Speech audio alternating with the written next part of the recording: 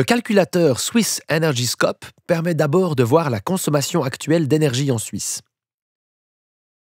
La colonne de droite indique les domaines de consommation et leur importance. On peut enlever toutes les couleurs et les données pour mieux faire apparaître l'énergie utilisée en cliquant par exemple sur les transports ou le chauffage des bâtiments. Pour comparaison, l'énergie nucléaire, c'est 25 000 gigawattheures par année sur environ 280 000 gigawattheures consommées, soit 9% de l'énergie totale consommée. Il est aussi possible de présenter les résultats par saison. On remarque alors que la consommation en été diminue de près de la moitié, car on chauffe moins les bâtiments, voire pas du tout. Passons maintenant à l'électricité et découvrons les diverses sources d'énergie électrique. Le graphique montre que l'énergie nucléaire correspond à 40% de la production. On remarque qu'actuellement déjà, nous avons un déficit d'électricité en hiver et au printemps. Et quel scénario pour demain?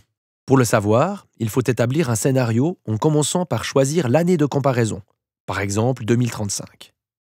On découvre alors la production électrique 2011 et 2035, ainsi que la consommation.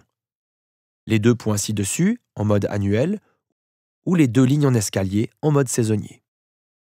Et maintenant, supprimons 2011 en cliquant sur l'année correspondante à droite et essayons de combler le déficit entre consommation et production en hiver et au printemps.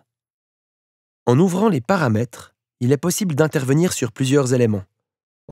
On peut, en cliquant sur électricité puis sur renouvelable, modifier les paramètres des énergies, par exemple le solaire puis l'éolien.